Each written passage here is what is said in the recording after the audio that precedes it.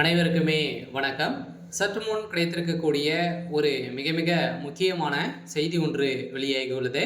சற்று முன் மதுரை நீதிமன்றம் செந்தில் பாலாஜிக்கு போட்ட அதிரடி உத்தரவு, அரசியல் வாழ்க்கை முடிந்தது. இது மாதிரி பார்த்தீங்கன்னா செய்திகள் வெளியாயிருக்கு.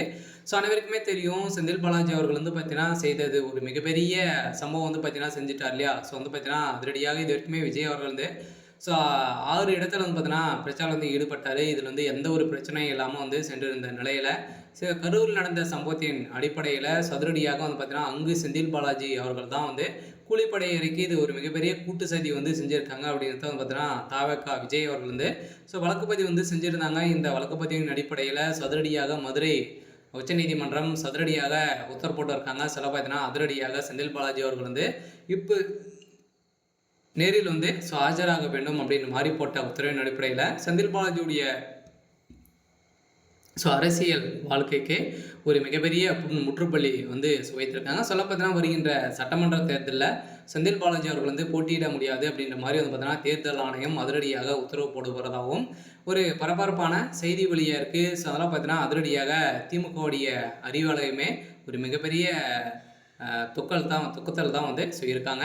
ஸோ இதை பற்றி எந்த வீடியோவில் நம்ம முழுமையாக பார்க்கலாம். ஸோ அதுக்கு முன்னாடி நம்ம சேனலுக்கு இப்போ தான் நீங்கள் முதல் முறையாக வந்திருக்கீங்க அப்படின்னா மறக்காமல் நம்மளுடைய சேனலை சப்ஸ்கிரைப் பண்ணி சப்போர்ட் பண்ணுங்கள். ஸோ வாங்க வீடியோக்குள்ளே போகலாம். ஸோ பார்த்தீங்கன்னா அதிரடியாக கரூரில் நடந்த சம்பவத்தின் அடிப்படையில் பார்த்தீங்கன்னா விஜய் மீது திமுகவிலிருந்து பார்த்தீங்கன்னா அதிரடியாக கடுமையான விமர்சனங்களை செய்து விஜய் அவர்கள் கைது செய்யப்பட வேண்டும் அப்படின்ற மாதிரி பார்த்தீங்கன்னா அதிரடியாக போராட்டத்தில் இறங்கியிருந்தாங்க. ஸோ இருந்தாலுமே பார்த்தீங்கன்னா விஜய் அவர்களுக்கும் இதுக்கும் எந்த ஒரு தொடர்பும் இல்லை. ஸோ இதில் பார்த்தீங்கன்னா முக்கிய சிசிடிவி காட்சி வெளியாக இருக்குது. இந்த வீடியோவின் அடிப்படையில் தான் இப்போ அதிரடியாக இதுக்கு அனைத்துமே செந்தில் பாலாஜி அவர்கள் தான் காரணம் அப்படின்ற மாதிரி நீதிமன்றம் தீர்ப்பு வழங்கப்பட்ட உத்தரவின் அடிப்படையில் செந்தில் பாலாஜி அவர்கள் பார்த்தீங்கன்னா அதிரடியாக இப்போ இல்லாத அமைச்சராக தான் இருக்கார். இருந்தாலுமே வருகின்ற சட்டமன்ற தேர்தலில் அவர் போட்டியிட முடியாது அப்படின்ற மாதிரி பார்த்தீங்கன்னா இப்போ அதிரடியாக நீதிமன்றம் உத்தரவு போட்டிருக்காங்க. சொல்ல பார்த்தீங்கன்னா அதிரடியாக செந்தில்குமாருடைய முன்பு விசாரணைக்கு வந்தது. இந்த விசாரணை அடிப்படையில் அவருடைய அரசியல் வாழ்க்கைக்கு முற்றுப்புள்ளி வைக்கும் விதத்தில் தான் பார்த்தீங்கன்னா இப்போ அதிரடியாக செஞ்சுருக்காங்க.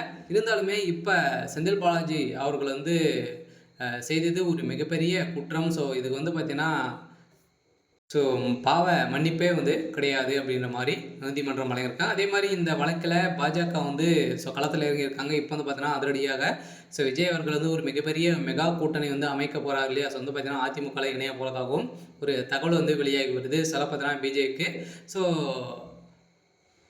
அடிமையாகி வந்திருக்கக்கூடிய நிலையில் இப்போ நடந்திருக்கு. இருந்தாலுமே என்ன நடக்குது அப்படின்றத தொடர்ந்து வீடியோவில் பார்க்கலாம்.